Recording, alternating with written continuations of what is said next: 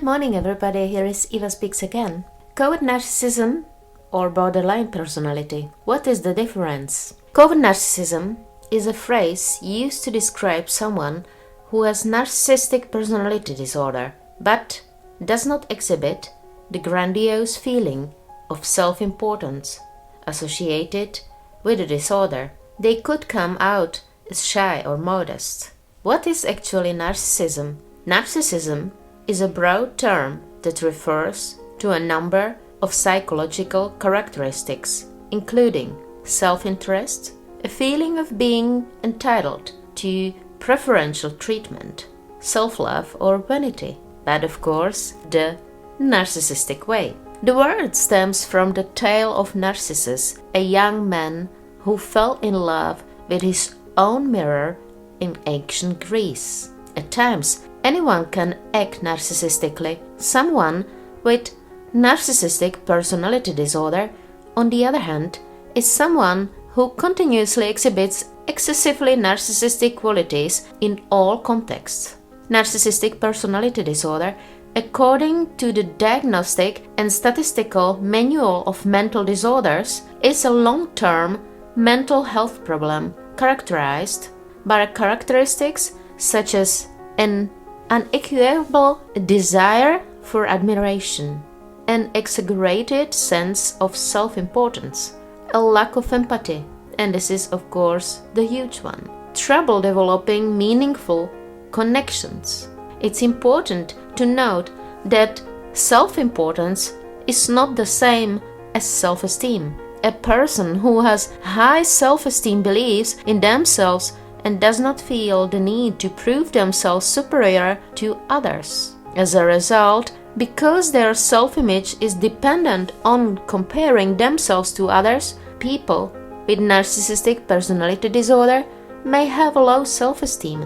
According to a study, those with narcissistic personality disorder scored lower on self-esteem examinations than people without the disorder. When a friend or family member is diagnosed with a personality disorder, it might feel like so many puzzle pieces are finally coming together.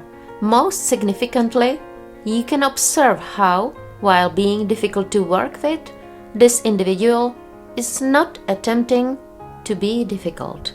In truth, kids require assistance in putting together a constructive picture of the world. Viewing the world through their eyes is similar to looking at a jigsaw puzzle that has been put together incorrectly, and the pieces don't fit together. Some have been glued together while others are reversed. They haven't figured out another method to put it together yet. Their efforts are frequently exasperating and frantic. Dealing with their own brains is likely to be far more difficult for them than it's for you to deal with them. Personality disorders are classified into 11 categories. Because they have comparable symptoms and traits, borderline personality disorder and narcissistic personality disorder belong to the same group of personality disorders.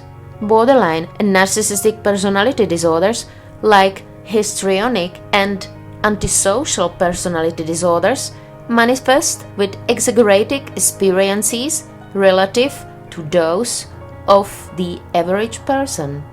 People with one of these personality disorders have more intense feelings, thoughts, and reactions to things. However, the concerns and motivations that drive borderline personality disorder and narcissistic personality disorder are not the same. Because the symptoms and character features of borderline personality and narcissism overlap so much, it can be difficult to distinguish between the two. Here is a quick rundown of some of the key distinctions between borderline personality disorder and narcissistic personality disorder. However, in order to move forward constructively with recovery, a detailed clinical diagnosis is required. What are the differences between narcissism and borderline personality symptoms? Let's look at a handful of hypothetical scenarios to better understand the differences between these two illnesses. Consider Bonnie, who has borderline personality disorder, and Nadia, who has narcissistic personality disorder. They were just diagnosed with these clinical diseases and are now embarking on their individual treatment plans with clinical teams. Here is how behavioral health specialists could differentiate between the symptoms, experiences, and motivation of the two women. Borderline personality disorder, we called her Bonnie, is terrified of being unloved. She seeks attention because she's afraid of the gap that exists when there is no closeness or approval from others. She can't be without her deep personal connections because of her essential filter of you. As a result, she's terrified of being abandoned, and this fear fuels many of her ideas and acts. Furthermore, her fundamental sense of self is reliant on this tumultuous attachment to others. Others may notice the following signs and symptoms in someone suffering from borderline personality disorder. For instance, dependent and clingy behaviors, cycling between idealization and evaluation of another in a relationship, uncertainty about one's own identity and self-perception, impulsive behaviors, episodes of emotional instability such as anxiety or irritability, feeling low, empty, and unmotivated, episodes of intense anger and outbursts. On the other hand, I would like to describe the narcissistic personality disorder. We called her Nadia.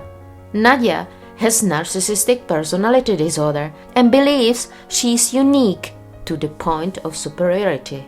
This notion, however, is based on a shaky foundation, a foundation designed to hide the underlying worry that she is worthless. Anything that threatens her self-esteem makes her feel threatened. Her efforts, however, are focused on maintaining the appearance of superiority rather than addressing the concerns and weaknesses that lie under the surface. She may appear self-assured and well-dressed, but this is because she genuinely believes in the exaggerated good attributes she has assigned to herself, and she feels a tremendous desire for others to believe in how special she is as well. Others may notice the following signs and symptoms in a person with narcissistic personality disorder. For instance, lack of empathy for others, boasting about their superior abilities and achievements, insulting others or otherwise making themselves look better at the expense of others, flattering or criticizing, depending on whether others flatter or criticize back, sensitivity in the face of criticism, both actual and potential. So you see that there are a lot of similarities, but as well differences in these both mental personality disorders. I would like to know if you have your own experience with somebody who has narcissism or borderline personality, and maybe you can also share with me the symptoms or another signs which I did not mention to share with me. Let's share and spread together more about this subject so that more people are aware. Let's make the earth healthier, happier, and more lovable and loving. It's our birthright to have it for all of us. Thank you very much for listening, and Have a nice weekend. Bye bye.